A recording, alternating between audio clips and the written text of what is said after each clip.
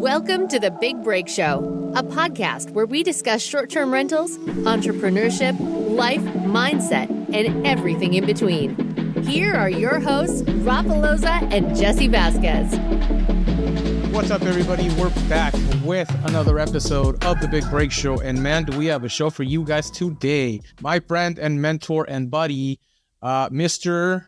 Jesse Vasquez. Jesse Vasquez is here with me. It's funny because I was hoping you said your name because I don't want to go straight into the speaker. So I was like, all right, cool.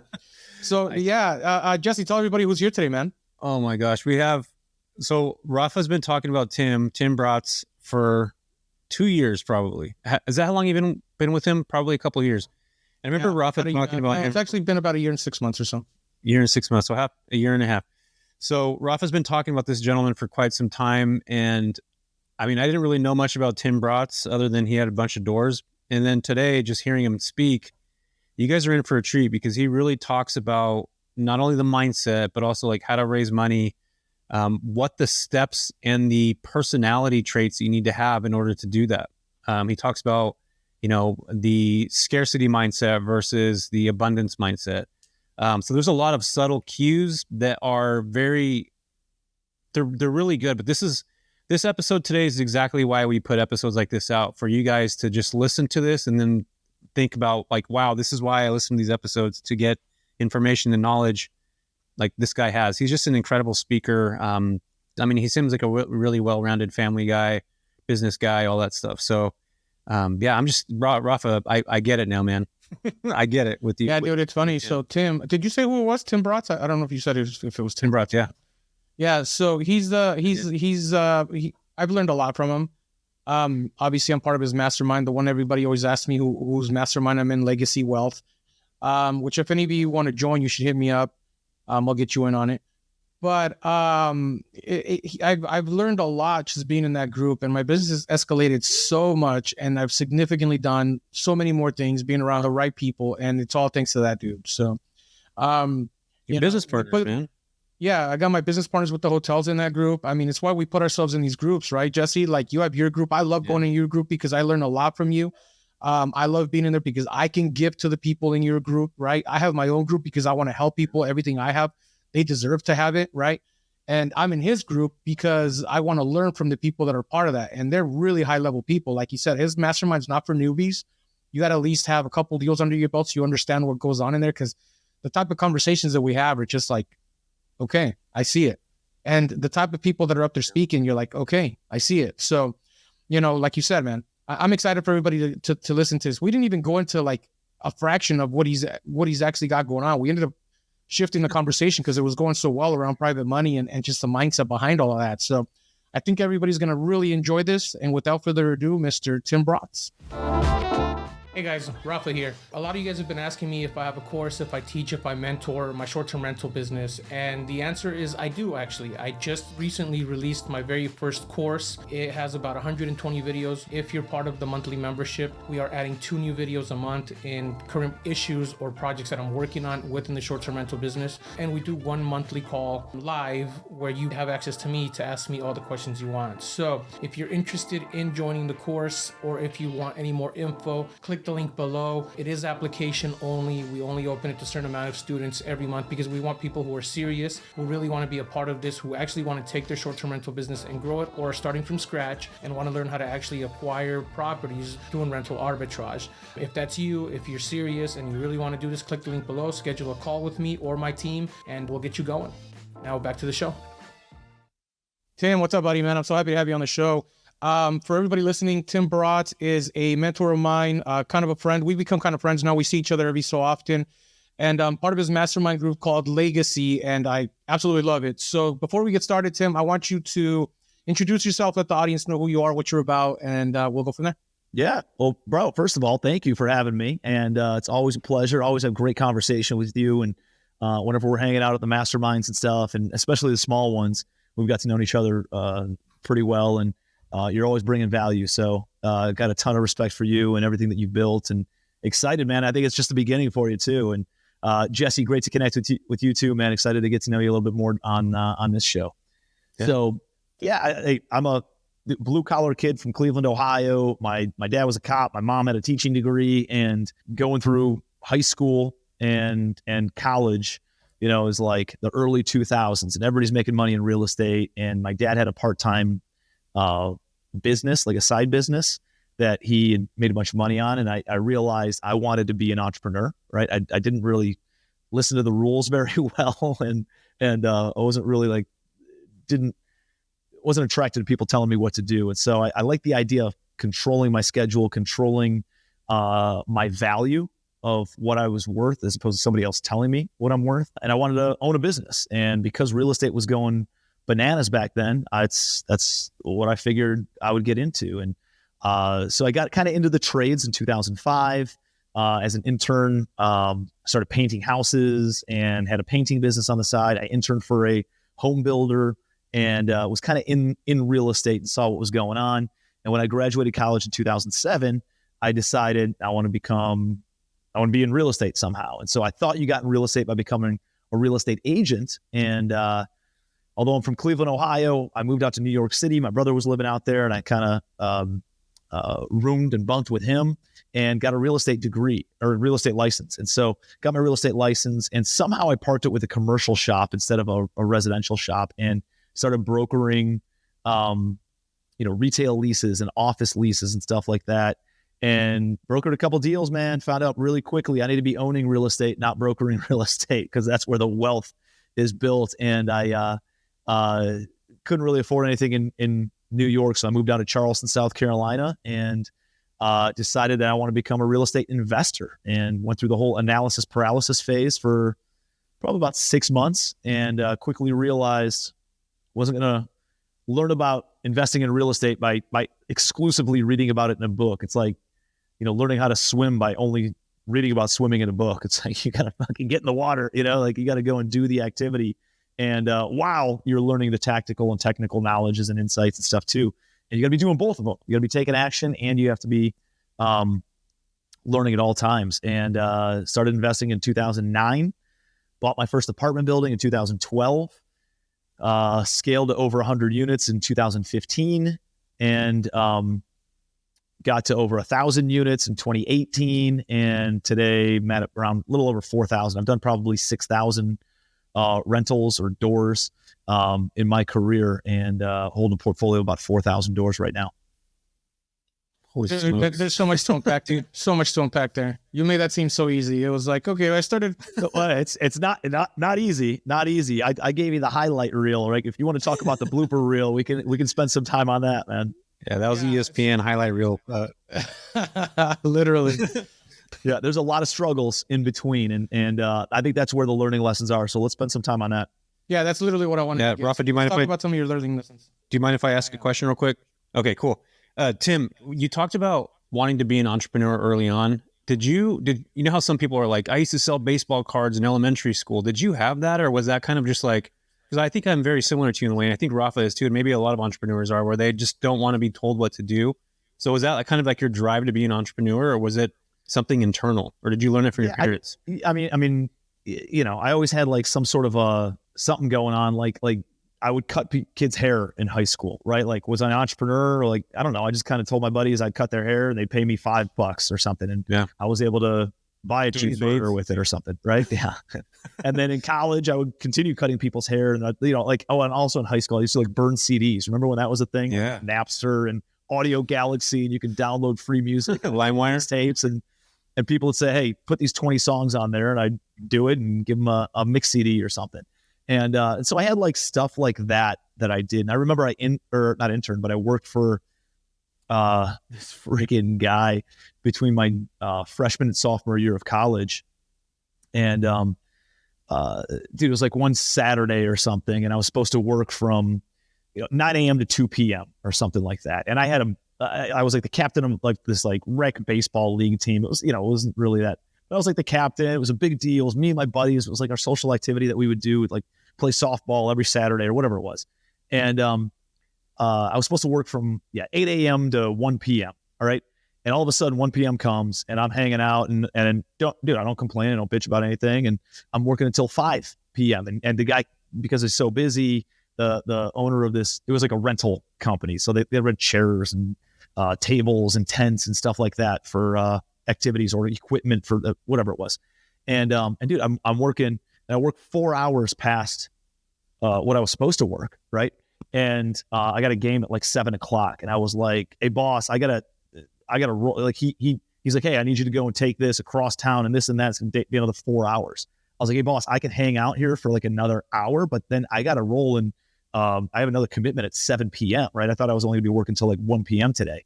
And he goes, what, you want me to shut down my goddamn business so that way you can go play a baseball game? I was like, no, I'm not cut out to be an employee, right? I'm out of here.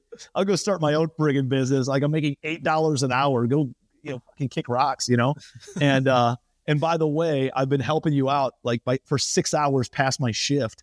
And I quickly realized like I'm not cut out to be an employee. And nothing to be said against employees. It's just there's certain behavioral types. And I remember in after college, I took like a personality assessment to go become like a sales rep for some pharmaceutical company. My buddies were all making 6 figures in selling pharmaceuticals. And I took this test and it's like, hey, do you follow plans? Do you follow blueprints? Do you do this? And I was like, no, not if there's a better way. Like I remember checking all those boxes and I failed the behavioral assessment because of that. And I was like, oh, that must be why. And so I was like, I need to go and start my own business so that way people can't tell me what to do. That's funny. Yeah, we always have people on here, and that's always a curious question I have. It's like, because I feel like entrepreneurial, that endeavor can be, you don't necessarily have to have that drive to do it, but something in your life can all of a sudden shift, and then you can get into that space. I don't feel people are born to be entrepreneurs. I mean, they can be, and in a lot of ways, but I do feel like sometimes you don't have to be born to do it. You can shift at any point. Well, yeah, I mean, you think about. Prior to 150 years ago when the Industrial Revolution occurred, everybody had their own business, right? You were a blacksmith, you were at a farm, you were a merchant, you did everybody was at least like self-employed in some capacity. So no, I believe, anybody could be an entrepreneur. There's a few just kind of off the radar behavioral types that are probably born as like the 100 millionaires or billionaire types though. I don't think anybody can just start a $100 million business or $1 billion company and build it up to that. It takes a certain type of like psycho, right? In order to build that kind of business. But I think anybody could start their own business and make multiple 6 figures, if not 7 figures a year. Yeah. I truly believe that. Yeah. So I did read something where, I don't know if I read it or I heard somebody talk about it. Tim, maybe you brought it up. I don't know, but it was where Tom Ford was the one who actually created the 9-to-5 job, because he needed to create the shifts. So his thing was he started doing 8-hour shifts at a time because people were working more efficient at 8-hour shifts at a time. He was the one that actually created the 9-to-5 job culture. And that's where it came from, because he found that building the cars at 3 shifts in a 24-hour increment was making everything so efficient and just blew up the entire Ford business. And that's where it comes from, because prior to that, yeah, you're right. Nobody was working set hours a day. They were just out grinding and hustling to make ends meet. Yeah, I mean, prior to the 8-hour workday, it was Andrew Carnegie was having people work at his steel mills for 14 to 16 hours a day, 6 days a week. And there was this big movement in the late 1800s about like workers' rights and stuff. And but prior to the Industrial Revolution and railroads and stuff like that, dude, yeah, maybe somebody worked for a merchant ship or something like that, but most people had their own businesses. And then it got standardized with the 8-hour, 40-hour work week with Henry Ford. And then, and that's how the school system was developed, to make sure that kids could go to school while their parents went to work. And it was like a built-in daycare in order to teach people how to go and work for somebody else. And you start the day with a bell, right? And you move to the next station with a bell, and you're told when to go take a pee, right? And when to go to the bathroom and when you can go home. And the educational system is developed as a reflection of what it's like to go and work in a factory to train more factory bees. Yeah, that's totally true. I heard Alex Hormozi had this, they did some study, or not him, but he was talking about some scientists that did this study on like multi-millionaire or billionaires. And he said they all had 3 common traits. One of them was the ability to have self-control, like unwavering ability to have self-control. And then here's the two that were like counterintuitive to each other. The first one was the person thinks they deserve like money, wealth, happiness, whatever. And the other one, which is the, opposite end, is that they don't think they're worth it. They don't think they're worth all that stuff. So they have this ability Like to something to prove, right? Yeah, but their conflict was internal. It was opposite. So they believe they deserve everything, and the opposite end is they believe that they're not good enough. So it's like they're always trying to achieve this next level, but they're not good enough. So it's like that's how those billionaires are, and they have the ability to have extreme self-control, So those were the three traits that I just listened to on Hormozy's podcast, I don't know, a couple of weeks ago, and I was just like, wow, that sounds pretty damn accurate for a lot of these people. Yeah. Why for you, Tim? Yeah. I think, there's how many secrets to success are there? I don't know. It's like, dude, it's consistent hard work and then trying to work smarter also over time. And if you just do that consistently, eventually the compound effect sets in and you're seen as successful, The other thing is what's the vehicle that you're in? Dude, if you're, I don't know, like cleaning houses, you can only clean so many houses in 24 hours, versus some sort of compound effect or some sort of multiplier or one-to-many or residual component or passive component where you can start amplifying those kinds of things. And yeah, there's a lot of different things that can go into it. But yeah, Hormozy's so good, man. He always puts out great content. If there's one person that if I could only or if I only was able to follow one person on all of social media, it would probably be Alex Hormozy. Yeah. He's got, his brain is just, man. It's like it's the way he thinks is just, it's incredible. Like it's really good, man. And it's just his thoughts are awesome. But yeah, he's definitely got a brand, that's for sure. He's a great communicator. He knows how to take something and share a story, right? And then hit on the bullet points of the lessons in that story and then recapsulate it and do it efficiently, do it effectively, and do it in a way that grasps your attention. And dude, that's an expert communicator. And then you pair that with a behavioral type of, he's very analytical, but can communicate. And dude, that's a hard personality type to compete with. It's not very common out there. And that's why people like him become CEOs of companies and that's who runs big organizations. So, Tim, it's funny you say that because one of the reasons why I got attracted to you into the mastermind when I first heard you talk, this was years ago. I think I heard you talk when I was in a group with Steve Rosenberg and you came in as a speaker at one point or something like that. And the way you broke things down and analyzed things was very unique because you have a different mindset than most people. And I was like, it's what caught my attention.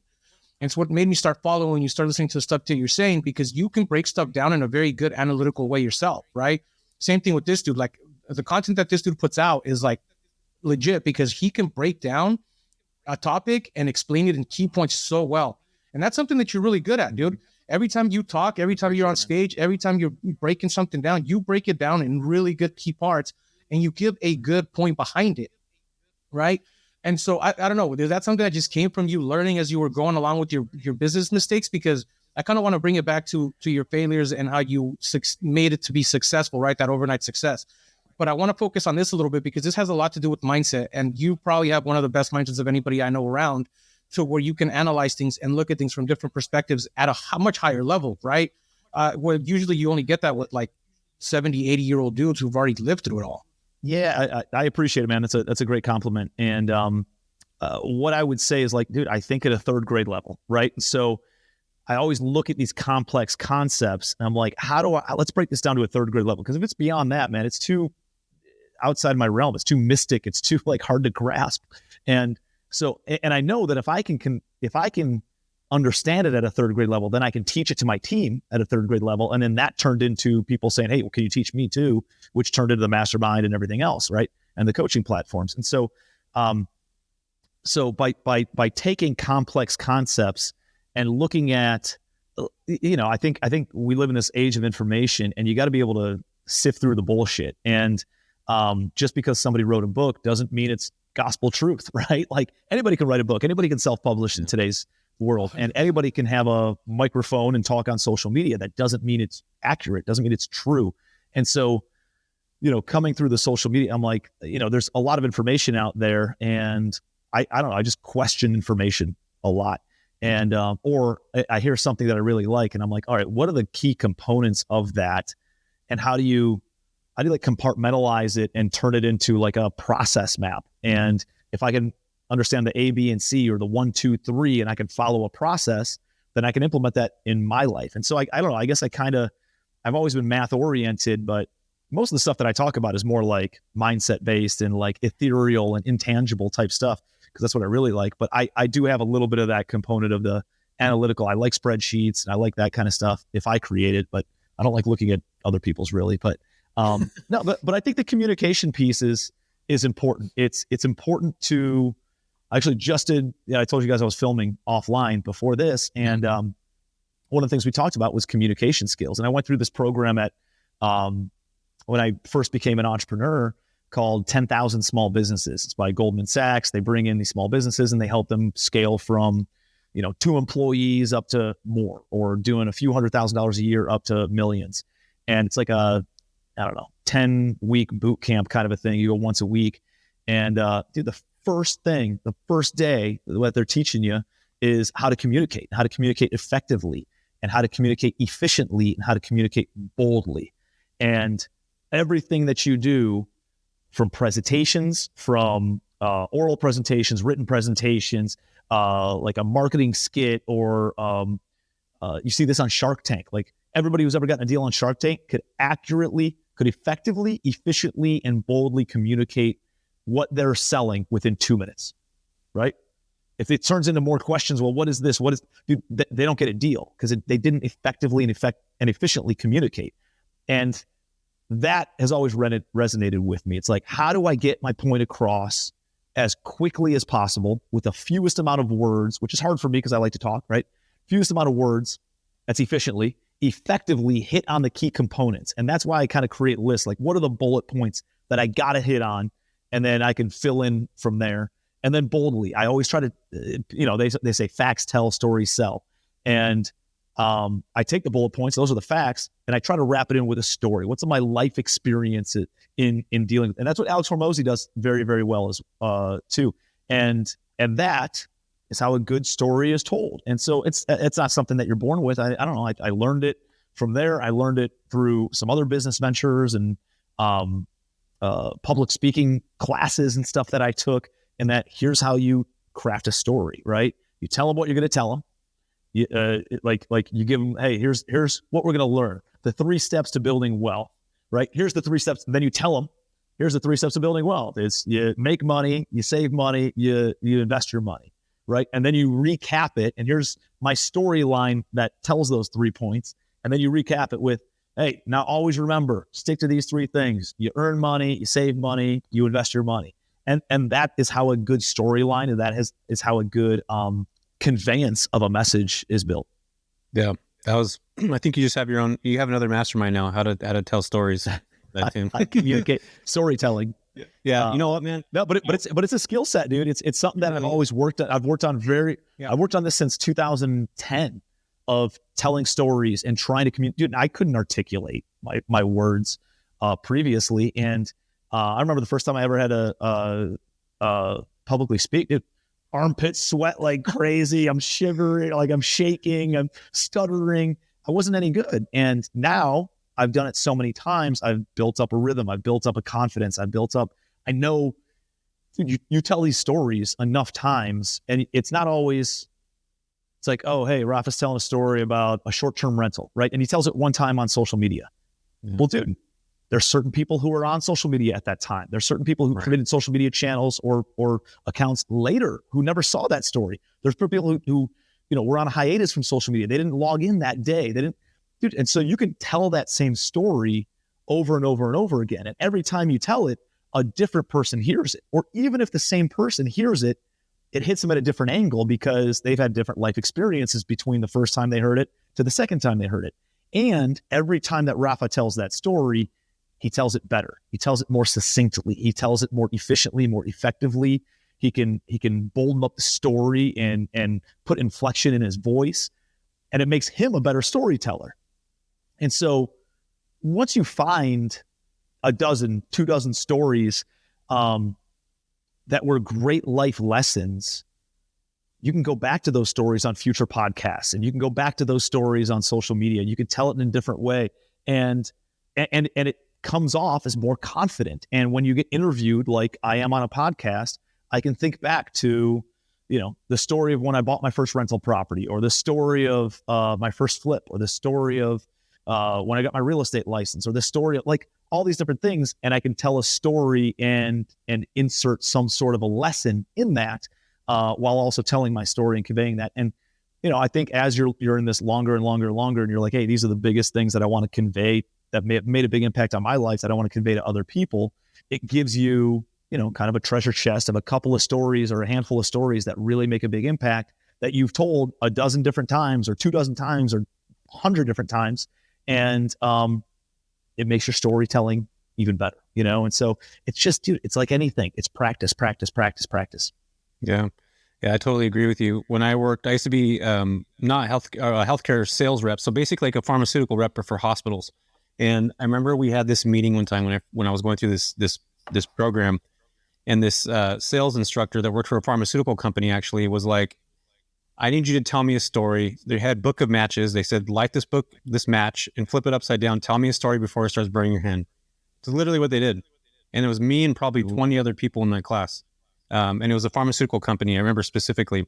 And they were like, there's matches everywhere. And they're like, light that match and tell a story. So I had to go up in front of everybody. It was 1 minute. So it took 1 minute to be able to get before your hand was starting to burn. Like you flipped the match. It was one of those wooden sticks, And they were like, if you can't tell this story, there's no doctor that's ever going to listen to you, because you literally have 1 minute with their back turned to be able to tell them why they're going to need to work with you. Literally. And that's what I was sitting at. So that what you just said right now, like really comes key, because at the end of the day, you might only have 30 seconds, 45 seconds, a minute to capture somebody's attention and literally grab that information. So kudos to you for learning that process. The story, I think, is really important. Yeah, it's super good. So Tim, I wanted to ask you this, man, kind of getting a little bit back to the real estate stuff here real quick. You said you got your first 100 units within, how long did you say? I mean, I started investing in 2009. In 2010, I want to say I had 10 units, or 10, 11, something like that. And probably 2011, I had about 10 units. And then I sat flat, and I thought I had it figured out, and I chased some other shiny objects and pursued some other businesses, and thought the grass was greener on the other side. And by the way, it never is. It's just different, and it takes a hell of a lot of watering in order to get it to grow. So if you find something that works, dude, just stick with it, and give it 3 to 5 years minimum to become an expert, and then you can pursue that. And then you can see, hey, this is something I want to keep doing or not doing. But you need that 10,000 hours in order to become an expert at anything. And if you're not going to commit that, then don't even start it. Quick aside. But got back into real estate in 2012-ish. I took about a year or two off, and at the end of 2012, and bought my first apartment building. It was an 8-unit, and just kind of, found some private money. And once I understood private money, then I was able to go on, accumulate properties. And dude, 2012 was the bottom of the market in pretty much across the country. So you could buy a lot of doors with not a lot of money. Yeah. But it was very, very hard to find money. It wasn't like today. Dude, money is everywhere today, as opposed to 10 years ago, nobody was investing in real estate. And it was very hard to convince people to lend you money on real estate, especially a young kid, So, but I found a couple of guys who had access to some money, and they, deployed some capital with me. And I showed them over and over and over again that I was a good steward of capital. And they invested $300,000 with me initially. And then that ended up being about 1.3 million over the course of a couple of years. And I was able to go and buy 140 doors with their money. Yeah, that's awesome. So private money was kind of what opened the door. I have a question on the private money thing though, because I've been wanting to do this. Secret sauce to everything, by the way. Like if you have access to private money, there's people no smarter than us who have access to more money that have bigger businesses only because they have access to capital, right? And whether that's formal institutional money or private money or whatever, The only reason I've been able to grow is because I got really good at raising money. You have value. Like finance is the industry that commands all the other industries. So if you understand finance, if you understand how to raise capital and gaining access to capital, you can get into deals. Now there's that doesn't mean you can keep deals, right? If you have access to, like, it can help keep deals afloat, but you then have to understand the skill set, and you need the skills and the tangible, being able to swing the hammer and operationally understand how to tactfully or tactically move a deal forward and how to operate it properly and all those kind. Like, you need those tangible skills then too. But the capital raising can get you into deals and get you to scale considerably. So isn't Tim, like, raising capital? This is kind of what my brain was thinking about. Like, you and I both don't like being told what to do. Rafa probably doesn't either. When you take other people's money, do you feel like that's kind of like what you're doing? It's almost like you have a boss, and your boss are those other people's, it's their money. So essentially you're kind of answering to them. So how did you, because that's been my box that I don't want to deal with. Like, I feel like if I get other people's money now, I have to, have these bosses. So everybody's money that I borrow, they're basically essentially like a boss. So how did you kind of separate that mindset between the money part and then obviously them not being your boss? Yeah, man, it comes down to a, how are you setting expectations, right? And I totally get it. And I will say, in some regards, man, like, I have a lender right now on a big deal who's a total pain in my ass, right? I was a passive sponsor on the loan. I wasn't even supposed to be involved in the deal. I said no to it. They're like, oh, all you need to do is sign on the loan. We just need and we'll handle all the operations. So I partnered with somebody else. I signed on the loan. The deal, for many, many different reasons, the management company defrauded them, and the operating partner didn't have access to capital, couldn't raise money the way that I can, and I've had to step in. And because I'm now running the project, the lender's breathing down my neck, and yeah, I'm for lack of a better word, they're bitch, dude. They're telling me what to do. Here's what it's going to look like. We're going to charge you all these fees. You better meet these kinds of things, and that's a pain in the ass. And I will never do another big institutional deal like that ever again. For that purpose, they're completely taking advantage of the situation. Like, I've cleaned up the entire project. I've fixed it. I've infused millions of dollars, and they are now they're abusing the position that they're in because they can charge a bunch of fees, because they can increase the spread on their interest rate, because of all these other things. And they're doing it because they're greedy, fucking filthy pigs is at the end of the day. That's who they are. And that's how they. Smart money? Are you dealing with institutional? That's institutional money? Yeah, it's institutional. It's a debt fund. It's one of the largest lenders, one of the largest debt fund bridge lenders in the country. And they're absolute pigs. And I will put them on blast as soon as I get out of this deal with them. Because I will never, ever do another deal with somebody like that again. But they're institutional money, right? And so, and I don't like that, right? Like, I have banks. Guess what? There's banks that I have millions and millions of dollars. And what did Trump say? Trump's like, hey, if you have $1 million of a bank's money, they own you. But if you have $100 million of a bank's money, you own them, right? Yeah. Like, I'm in that situation with some lenders also, where I'm like, hey, listen, guys, you know, and I don't have any deals that are like gonna close to going back to the bank or anything like that. But it's nicer when you can call the shots and you can deliver the terms where you don't need their money. And that's the expectation in really how you should go after deals, right? Everybody wants a bigger unit count, dude. Unit count doesn't friggin' matter if you're doing bad deals, or you're putting yourself in a position where you're taking on all this liability to go in because you feel like you have to go out and do a deal. Whoever doesn't have to do a deal in negotiations typically wins the negotiations. Does that make sense? Like, yeah. Like, I don't need to go out and buy a deal from a seller. And so I'm going to go into and make offers on deals with a willingness to walk away if I don't get my terms or I don't get my price. And because I can walk away, I can be very firm on the terms and the price point that I offer. And I know that, hey, it's not emotional for me. I can walk away at any point. And because I have a willingness to walk away, if the seller can't walk away and they have to get a deal done, they're typically going to make a bad deal. If I have to sell a property, dude, I'm probably the buyer is going to make a better deal than I am. And that's similar in raising private money. A lot of people go after private money with a desperation to earn that money. But yeah, and raising private money, it's very similar, right? Like I don't go out and raise money when I have to raise private money because people can sense the desperation and they might lend me money, but it's going to be at a much higher interest rate or terms that I don't necessarily want to take the money at.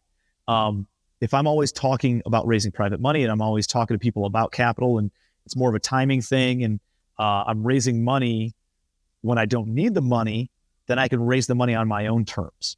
And so that's the key with raising private money. When I raise private money for a deal, and when I say private money, that's from these individuals. That's entrepreneurs like you and me and somebody who's got a brick and mortar store or just sold their business or launched a product and they have access to hundreds of thousands, if not millions of dollars, and they're looking to passively deploy it. I set the expectation of like, you're going to passively partner up with me on this project. I set a clearer expectation when I go out and raise the private money. I say, hey, you're a limited partner, right? This is my full-time business. I'm not going to borrow money and then ask for a vote of what we should do with this property. Like I'm in the trenches every single day. And I clearly explain, like, I see what's happening in real time and I need to be able to make decisions. So I'm the general partner. I'm the decision maker. You're the LP, you're the limited partner, and you are passive. And so you write a check and I'm going to pay you a fixed preferred return plus give you some equity in the deal. And I'm going to make operational decisions on a real-time basis, day-to-day basis with my team because we're the ones who do this on a full-time basis. And I set that expectation. And, you know, is there a responsibility to update your investors? Yes. And is there a responsibility to take care of your investors? Absolutely. But no, I don't feel like I have a boss, right? I feel like I have a business partner, and in any business partnership, I would definitely, from a respect standpoint, just doing the right thing. I tell them what's going on, where are we with everything? Here's the good, here's the bad, here's the plan to overcome the bad, and realize there are some trade-offs in growth, and you're going to have to give up some of that, or realize that you're going to have some of those conversations, and in order to be able to take on private money, in order to then be able to buy more deals and scale and grow. I think a big part of it too has to do with the type of deal that you're doing too, Jesse, because like if you're doing a JV deal, it's a completely different structure than if you're doing like a larger deal like Tim's doing as well. Like I've had deals where I just talked about what I'm doing and I had friends who were like, yeah, I got 30, 40 grand. And I'm like, yo, let's use it for a deal. But I tell them up front, like, hey, this could go south. You're part of the business with me. If it goes south, we both lose, right? But now you're in it. And then I've had friends who are like, hey, I got 30, 40 grand. And I'm like, look, I'll do it. I'm going to take it. I'm taking the responsibility, but I'm going to run the business exactly how I've been running it for the past 5 years. You're just coming in and all you're getting is a check every 6 months. Aside from that, there's nothing else involved.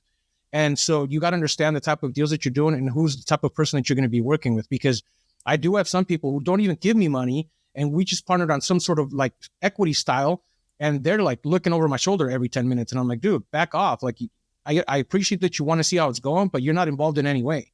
Right. So you got to know who you're talking to, the type of deal that you're setting up, and then what's their role in the actual deal structure. Yeah, man.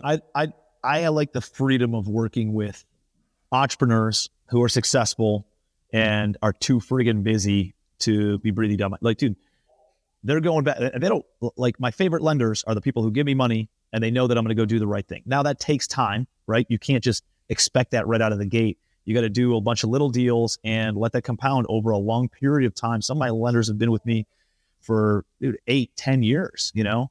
And so since like the very beginning. And so you got to understand that in that scenario, you have a lot of responsibility, but at the same time, dude, they're too busy to be breathing down your neck. They know that their job is to go make more money. And then you're the multiplier of that, right? They're going to go and earn it. They can go and save it. And then you are the vehicle in which they multiply their money and help them maintain and grow their long-term wealth. And the best investors are too busy to be breathing down your neck, dude. If you're taking somebody's last $25,000, like, or they're only $25,000, that's not you don't want that responsibility on you, right? Yeah. And dude, it's everything to them. Tim, really quick, not to say you're going to lose the money or. I want you to touch on, sorry, not to cut you off. I want you to touch on how that process was for you, because again, the conversation, like the first time, and I want you to talk about this because I've heard you explain it in the past, and I want their listeners to get the same thing you've explained on how you started your journey raising capital. Because I remember the first time you told us was like you were actually chasing it, but nobody was coming. And then when you stopped chasing it, you started talking about it. That's when it started pouring in. Can you talk about that just briefly? Yeah. Well, I think in raising money, you need influence, right? In attracting a spouse, you need influence. In getting a seller to sell you their property, you need influence. In getting people to join your team, you need influence. So all of this comes down. I think if there's one skill set, dude, to learn, it's really even beyond raising private money. It's having influence. How do you increase your influence? And influence comes from two things: having respect and having trust.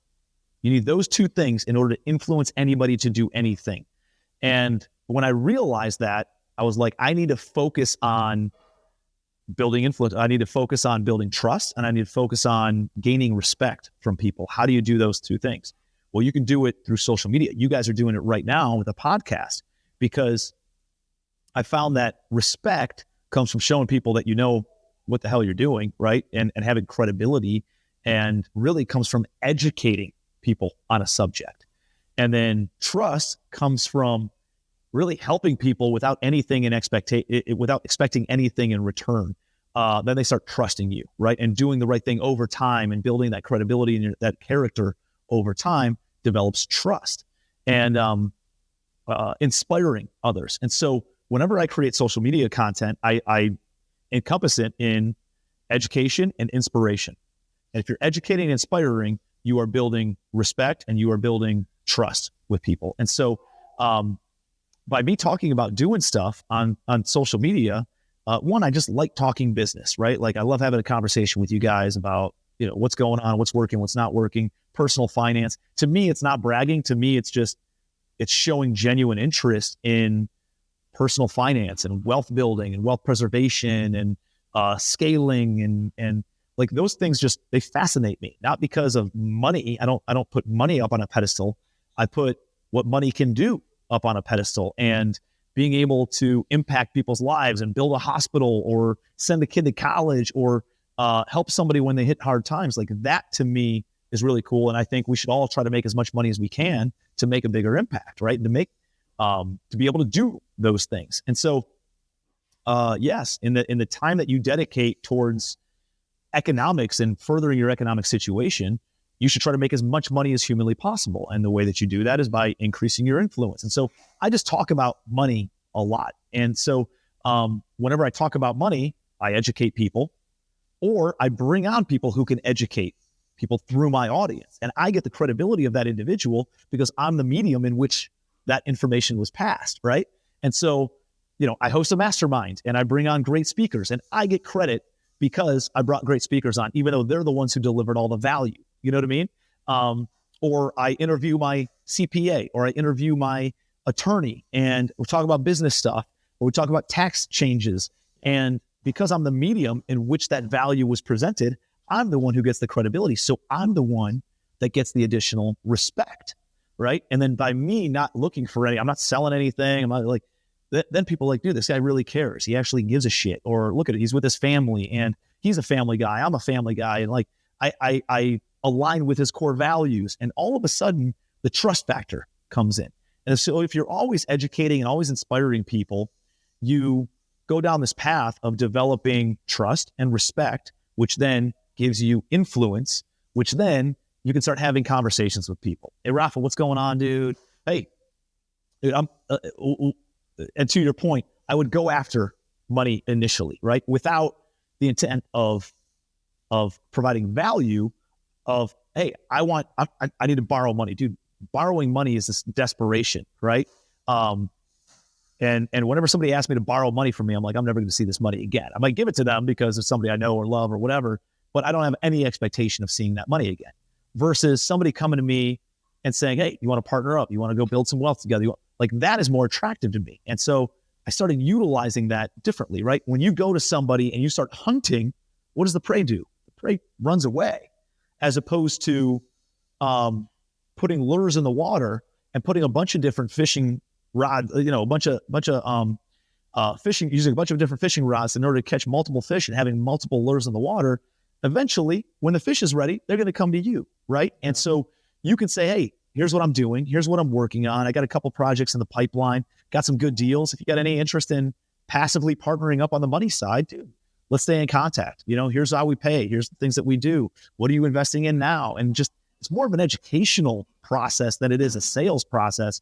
And when I pivoted that way of educating that there's other better opportunities out there that people can invest in rather than just the stock market, it's like, dude, I don't have to sell anybody on it. I just have to educate them on it. And they can put two and two together and realize the returns are better. The returns are safer. I got equity growth with dividend payouts and tax advantages, principal pay down, property appreciation, hedges inflation. Dude, try to find something else that's that safe that can check that many boxes toe to toe. I put it against anything. And I can tell you that the returns for our limited partners are far better than what they can make anywhere else. And so now when you have that level of confidence in something and you can talk about it knowledgeably, you can just share the information, right? And you're sharing insights, you're sharing knowledge, and then people can put two and two together. And when the timing is right for the investor, now they're ready. They're going to come to you and say, hey, dude, I'm in, right? Like, bring me the next deal. I love that. There's a reason why I wanted you to talk about that, because we talk about this often and people are like, oh, we can't get started in real estate because we have no money, or we can't go and do deals because we have no money.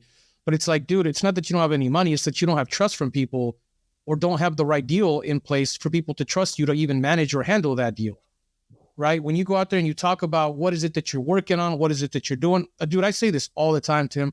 Go out and talk about what you do as much as you possibly can to people in that circle of yours or in that network of yours. Because people are going to eventually listen. You don't know whose ears you're going to catch. You might be talking about one thing and let's say I'm talking to Jesse about one thing and you're just walking around in the background in that same group of people and it catches your ear and then you slowly start paying attention to me and something trickled in your head that caught your attention. And then now you want to know what's going on. And now you start listening to more of the stuff that I'm talking about. And because I'm constantly putting it out there and talking about what I'm doing, at some point you're going to go, hey, I'm interested in that. Either I want to do it with you, or how can I partner to do something with you, right? And the more you put it out there, not by going out there and being like, hey, dude, I need money so I can get this business going. More of like, dude, I got this going. It's growing. I'm starting to do it. Here's what's going to happen. If you know anybody who's interested, if you think that someone might be good for this, then eventually it just starts kind of going out, like you said, right? You're putting all those lures in the water and someone's going to come in and go, hey, dude, I'm kind of in. I've gotten so many opportunities like that just through social media alone. Dude, I truly believe, and this is how I go at raising private money. I truly believe we have a responsibility to share what we do with other people because it's better than what else is out there. You know what I mean? Yeah. And so when you go at it with that way of wanting to provide value, of wanting to just educate people, let them know that there's better opportunities out there, places to put their money rather than just in the stock market, that, it comes off differently. And I will say this also is like, a no is not a no forever. It's a no, not right now. You know what I mean? And borrowing money is all about the timing for the lender, right? Not the timing of when you have a deal. It's the lender's timing of whenever they're ready. That's why it's important to always have deals going. And then it becomes a balancing act of deal flow and money flow, right? But if you're always doing deals, then you'll always catch the investors. Hey, I just sold my company. Hey, I just launched my product. Hey, I just retired or left that company I was with, and I have $250,000 in my 401k that I can self-direct and put into one of your deals now. Like, it's all about timing. And the more you got to be talking about it all the time, because if they don't know that this is something that you do, you think that I'm, just sold my company, I got all this cash, and I think of a random person that I don't know what they do, and I don't know that if they even take private money, and then I just pick up the phone and call them and ask them. It's like, dude, the people who come to mind when the money is there are the people who are relevant, the people who are top of mind. And that's why social media is so important. It's why it's important to be talking about money at all the different things that or wealth building, right? And you can do it in a way that's not obnoxious or not braggadocious or not douchebaggy, right? Like, just by educating people, like, hey, dude, here's something that I learned. I had $100,000, or I sold a deal, made some money over here. I took this $100,000 and I invested in this project, and here's how this guy paid me. And I'm going to do my next project that same way because I really like that it paid out a fixed dividend and it, has some equity growth and it has depreciation. It has principal pay down and it has property appreciation and this and that. And, it's a 3 to 5 year, 36 to 60 month cycle. And then I can filter it back, but I still maintain my equity and then I can do another deal. It's like, I really like that model. And I want to do that for my next investment. I think that's be cool. Like, what kind of deals do you guys invest in? Not like that. Not as cool as that. Like, my stock are going like this right now. I'm losing money. And I can't touch it or I can't do this. And so they'll naturally compare it to something else that they're doing. And I just explained it at a backyard cookout of some different deals that I'm working on or something that I invested in or whatever. And it comes roundabout of like, dude, who is that guy? Or like, tell me about that next deal that you've got. And I want in on the next one. And it just, dude, it naturally cycles into that, right? The best opportunities always come from the casual conversations. The casual conversations. That's where it's going to come from. 100%.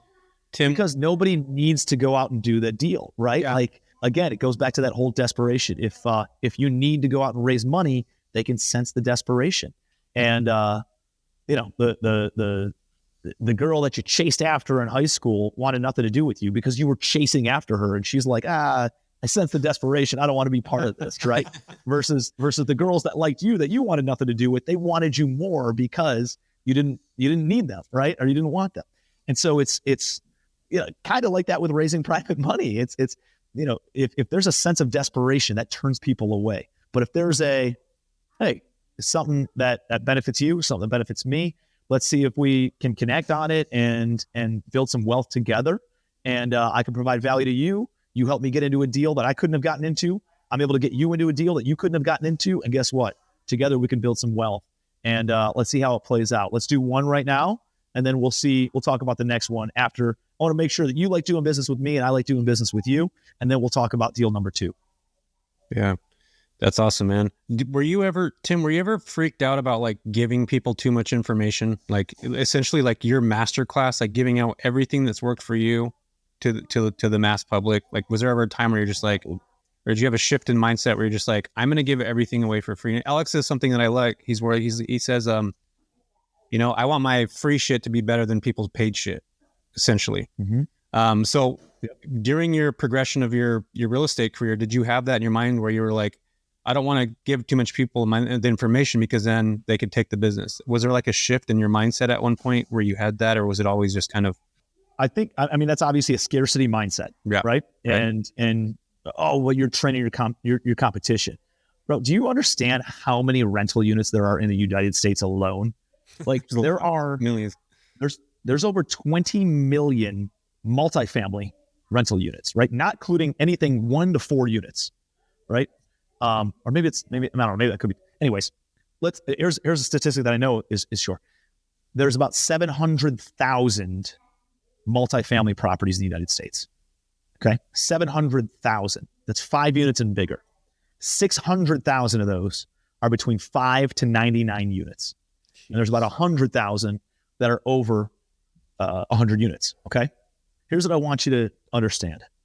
I own 4,000 doors. But I syndicate it, right? And I have partners and I give some of my equity to my team and I give equity to my investors. I own about 40% of my 4,000 doors. Okay. Of those and out of those 4,000 doors, it consists of about, probably 50 to 60 buildings.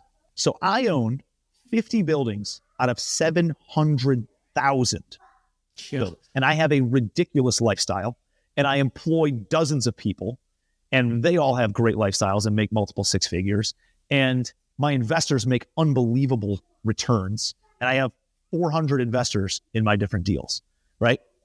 That feeds 50 buildings, feeds that many hundreds of people. And I only have 50. There's 700,000. Yes. Yeah. You know what I mean? Like, if you think there's any limit on of me teaching somebody else, because it's like, I say this once in a while, like wealth is like sunshine, right? You getting sunshine takes 0 sunshine away from me, right? Like there is no limit to how much I can still get plenty sunburned right out here on the beach and you can get plenty sunburn too, right? There's plenty of sunshine, and wealth is the exact same way. Anybody who thinks that I'm training, dude, there's far more, other people who might have bought a building that was a student of mine, that maybe a building that I bid on and they outbid me. Sure, maybe, but that doesn't mean there's not another 699,000 buildings out there that I can go and acquire. And the reality of the situation, dude, is that there's far more collaboration than there is competition by me sharing what I do. There's far more people. For every one person that buys a building that I might have bought, I have, I don't know, probably 200 new opportunities to either invest in, or deals that people are trying to sell me, or people that want to bring money to me and invest in one of my projects, which gets me into more deals. But there's a lot more collaboration that comes out of this than competition. Like, I'm going to get into more deals by sharing everything that I do, as opposed to not sharing. And dude, I give away everything for free. Like, you can find, if you watch all of my podcasts and you attend or you plug into all my social media, and you've been following me for many years, pretty much everything that I teach in paid courses or paid masterminds are also free on social media. But you got to watch lots of hours of content, right? And it's not linearly put together on social media as it is in a 3-day boot camp or 3-day course or something like that. So Plus, you don't have the community, because you built what's that? Plus, you don't have the community, and that's what brings. And that's what the real value is, right? It's not in the dude. Anybody can Google search how to raise private money. Anybody can Google search how to underwrite a commercial real estate deal. Anybody can research how to I don't know, put a scope of work together or due diligence checklist for an apartment building. Like, anybody can do any of that stuff. Where the real value is bringing quality people into a room together, and then the magic happens. And then all of a sudden, one of the hurdles that I'm facing at that time in my business is, oh shit, dude, they just increased insurance costs, and my cost of insurance went up, but my rents aren't growing 3x like my insurance costs just did. I need to figure out a way to increase and 3x my rents. Rafa's like, dude, I have a short-term rental business. Have you ever thought about taking 10 of your units or this many of your units and putting short-term tenants in there and just doing this or corporate rentals? And all of a sudden, because I was in that room with Rafa having a conversation at that point in time in my life, he solved a problem for me. Or I partnered up with him and said, hey, dude, let me rent a unit. I rent it for $1,000 a month. Let me rent it to you for $1,500 a month. And then he rents it for $3,000 a month. And he's got 10 units that he's making an extra $15,000 a month on, because he's going to make it 1,500 times 10 units. And he's able to make a rental arbitrage. It's a win for him. It's a win for me, because we were in the same room, and it solved both of our problems at that time. So it's, dude, the rooms it's where the magic is. Yeah, I totally agree. And Rafa, just from being in your group, got 2 of his business partners. Now he's doing, boutique hotels and stuff. So it's crazy. It's crazy, the magic of being in the right rooms around the right people at the right time. It's not forever, dude. Dude, it happens. I was at the gas pump, dude, pumping my gas, and it's one of the newer gas stations with the TV right there. They've got all these commercials, and this girl, Maria Menounos, right? And she's on there, like, she gives like a 2-minute excerpt or a 30-second excerpt, whatever it was, about and she's always, I don't know, sharing something or something to better your life. And she was talking about a study that was just done by I can't remember the university, one of these universities, and all these scientists were trying to look at, how do you change your luck? That was the question of the study. How do you change your luck in life? And you know what they funneled it down to? Surrounding yourself with different people. It's the people you surround yourself with. If you change the people you surround yourself with, you can change your luck. If you hang out with a bunch of people who cheat on their spouse and do drugs and skip work and don't have their priorities straight, you're going to change your luck to go bad, right? If you hang out with a bunch of people who are relationship oriented, who are growth minded, who have good morals, who have impact driven, value driven type of individuals, you're going to change your luck in the opposite direction. And all because you just started hanging out with a different crowd, because naturally If you hang out with people who eat French fries every single day, you're going to eat a French fry every once in a while. Yeah. If you hang out with people who eat apples every single day, chances are, or salads, right? Chances are you're going to order a salad at lunch instead of the cheeseburger. You know what I mean? It's based on the network and the people that you're surrounding yourself with. And are they positive influences or negative influences in your life? That's how you change your luck. Dude, I absolutely love that whole thing you just said. I talk about this often, how I don't know how my business got to where it's at. Cause like sometimes like even I have that mentality where I'm like, I shouldn't be where it's at right now. But and then you think about it and you put it into perspective. It's like, well, I'm here because I'm always around the people who are helping me get to this level, right? Everything I've done is relationship based on the people who are around me now. Mm-hmm. I'm in bigger groups with bigger people, doing bigger things, doing better deals, creating better mindsets, having just better conversations. At some point, it's going to happen to me and I'm going to make a better deal. I'm going to have a different mindset. I'm going to talk to the right person. And now you look at the track record of the past 5.5 years of my business. At the time where I was doing decent, I did decent and I got to that level because I was around a certain group of people, and then I got stagnant and I stayed because I was no longer around that group of people. And then I said, hey, I need to do something. So I put myself in a group of people, and now it's all of a sudden, boom, up here. And you're like, well, what was it? Why did that happen? And you go back and you look at that record and it's like, well, it's because I've always been around those right people in this right room and surrounded myself being in the right conversations again. So dude, I absolutely love that, man. That just solves a big question in my head as well. So dude, Tim, really quick, man, I know we're getting to the top of the hour. We're gonna segment here. We can go out forever, man. This conversation has been great. You've been dropping a bunch of like mindset stuff. Well, let's do it again, bud. Yeah. You guys are asking great questions, and we're having some good conversations. So we'll definitely do a part 2. I appreciate that, dude. Let's finish it off. Being that this is the big break, man, I want to ask you: do you have a defining moment in your life that was your big break that got you to where you're at today? I mean, from a business perspective, it was joining my first mastermind, hands down. Yeah. Here's the thing: everybody who's watching this knows they're meant for something more, right? They know that there's something bigger, that there's a next level, that there's more fulfillment out there, and that's why they're here. They're trying to figure out what that is, and I had that, right? And so they're going to be successful one way or another, and they'll figure it out on their own. The difference, though, is it's going to take more time, and it's going to be more costly. It's going to be expensive because they're going to lose money in order to learn those lessons, as opposed to when I just wrote a check. Dude, my mastermind, like Legacy Family, is $1,000 a month, right? The first mastermind that I joined when I didn't have any money was $30,000 a year, 30 grand for 2 meetings a year. That's it. No more. And we got on a phone call once a month, right? No more, no less. And that mastermind and the relationships, the mindset in that mastermind and the relationships from that mastermind tripled my income that year. I made, 130 grand. The previous year, I made 400 grand the following 10 months. I joined that mastermind in February of 2015. And that was the defining change because I learned from other people's mistakes. And yeah, I paid $30,000, but dude, make that back in 2 deals, right? Yeah. Or savings from a lawsuit that I didn't have to get into because of a takeaway from that I got at one of those events, one of those meetings.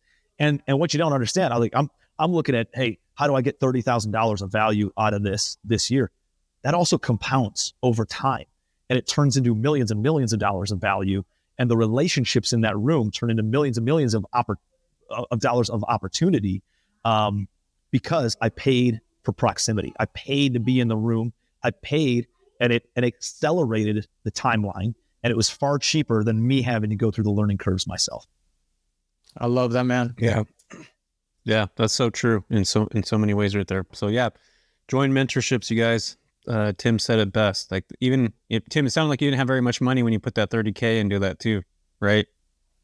No, dude, I made 130 grand the year before. I was like, dude, this guy just took a quarter of all of my money that I made, right? Like last year.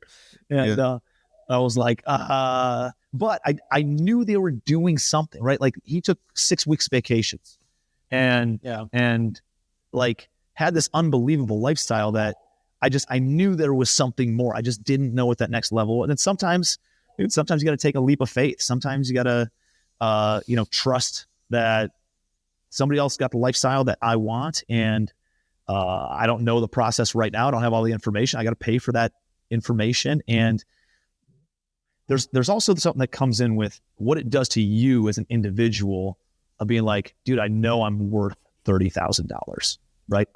And there's this level of confidence that comes in, and there's a level of confidence of knowing that you're in a room of a bunch of other people who believe in themselves enough to invest $30,000. Like, that doesn't happen in normal society. You know what I mean? Yeah, like exactly. To be in a room of a bunch of people who know that they're worthy of investing $30,000 a year into themselves, and knowing that they can get a return on their investment because of that, dude, think about the power in that. Think about how impactful that room is, and how much that defines the people that are in the room, and keeps the people who don't believe in themselves enough out, right? So it's like this proximity is power.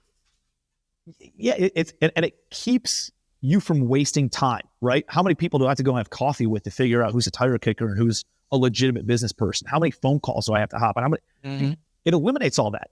It's a consolidator of time, where you get into the room and you're with a bunch of badasses who are making things happen, who believe in themselves, who know that they need a return on investment, who are doing deals in order to get a return on that investment that you can then fall ass backwards into just because you're in that room. Right. Yeah. No, that's well said. Actually, perfectly said, man. So that actually leads me to the next question. An actionable step that somebody could take after watching or listening to this episode, like, what would you give as a piece of advice for somebody that just heard you for the first time or is listening to this episode? I mean, I would probably go find a mastermind, right?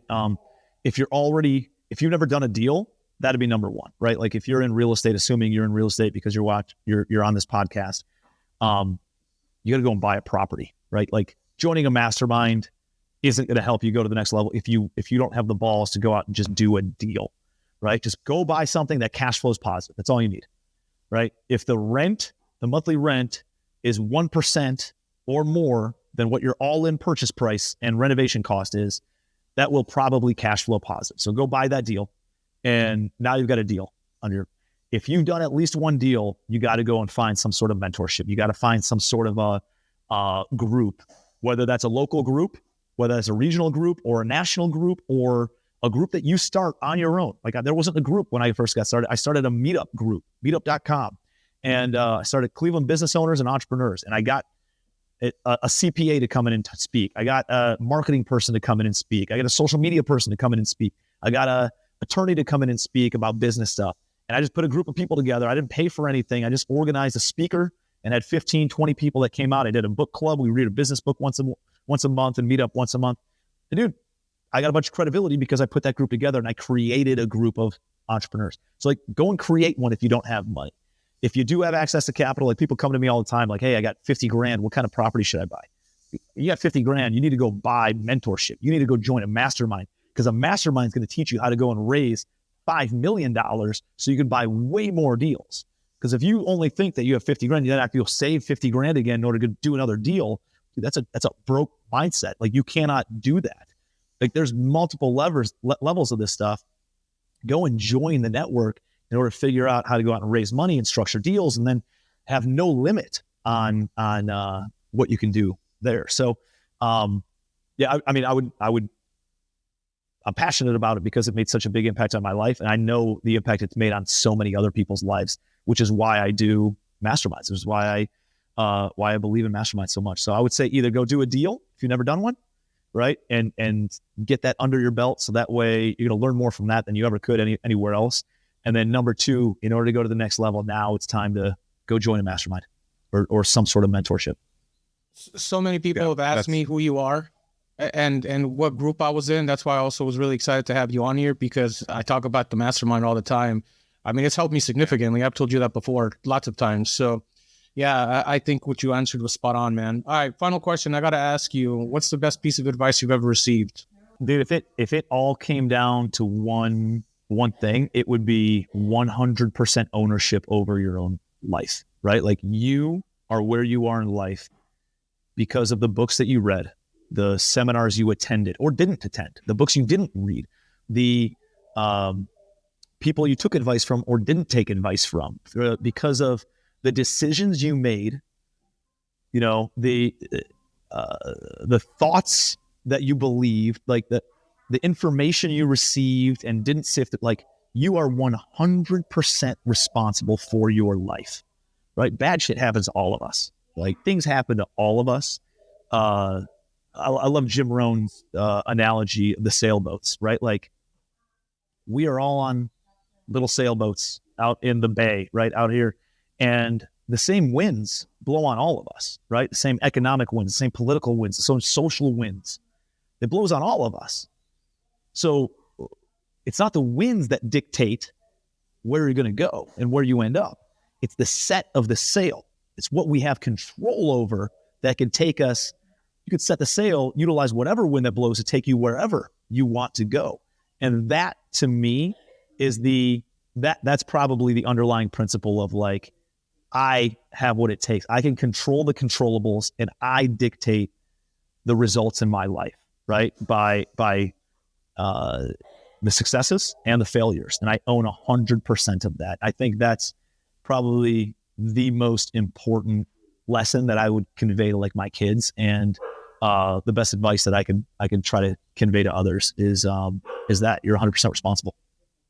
I love that. Yeah. So true. So true. Well, there it is, folks. Tim, you've said it all, man. You've said it all. This episode was probably one of my favorites because of a number of things, but you break down, like Rafa said, you have a really eloquent way of speaking and being able to talk about things very easily. In fact, it's so easy that I feel like I can go raise money like right now. So where can folks find you? Go make some phone calls, man. I know, all man. you can do is prospect. I'm about to. Where can folks find you, Tim? And if you could talk about your mastermind too. Yeah, I mean, just social media, right? Connect with me on Facebook, on Instagram. It's where I'm most active. I have a YouTube channel called Legacy Wealth that we're always trying to provide some value on as well. Yeah, just connect with me on social media. I think that's like the ultimate business card right now, and you can see what we believe in, what we stand for. You know, sharing knowledge, sharing insights, trying to help you get to that next level, and go that route. But yeah, I appreciate you guys having me here. Yeah, I would say, you know, the mastermind's probably for people who are, you know, they're doing some deals now, they want to scale their business, not for newbies. Yeah. If somebody's like trying, and I don't know who listens to this, but you know, I know Rafa hosts some events and gets some people together. I didn't come on here to try to promote my mastermind, but obviously, you know, if there's anybody who's interested, just hit me up on that, hit Rafa up on that. Rafa does some stuff. And, but there, yeah, I would say find a mentor that you align with from a core value standpoint. I think that's a really important way to judge the right group. Well, this is a multifamily group. Doesn't mean it's the right multifamily group for you. The guy running it or a bunch of the people in it could be complete assholes or thieves or whatever, like in it for transactional purposes as opposed to like long-term relationships. But maybe you're a transactional person and that's what you're looking for. So go and join that group.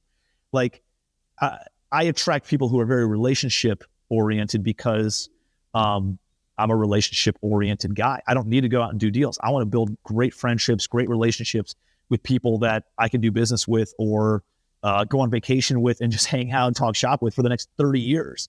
And that to me is more important than how much money I'm going to make on this deal, this time. Like that's inconsequential to me. I like the impact. I like that kind of stuff. But you know, if you like Ferraris, there's plenty of people who have Ferraris that run groups. You know, I'm more of a blue collar guy that just talks more about lifestyle than it is about the material type stuff. And that happens to be the kinds of people that I attract. So if you're a you know, chest pumper and that's my group's probably not the right group for you. There are groups out there that can do that. You know what I mean? So I would say, look at people who have been in the group for a couple of years or longer. And you can judge a group by that or judge a group by whoever like the leader of that group is and the aura and the values that they portray.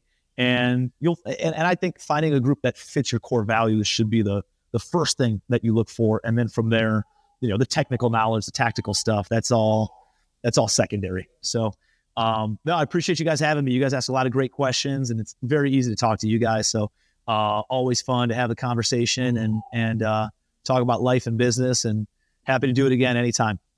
Awesome.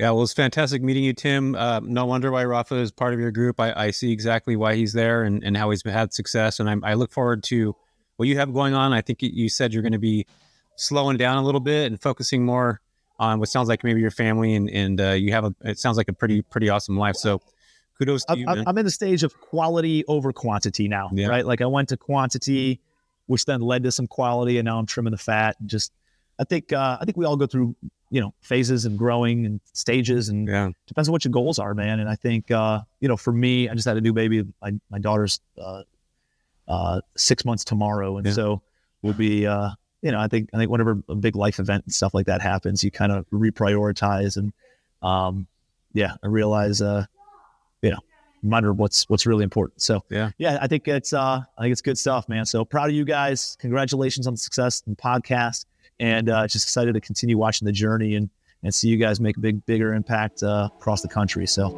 appreciate you guys. Awesome. Well, thanks, Tim. Brother. Appreciate it, man. I appreciate it. Appreciate you, man.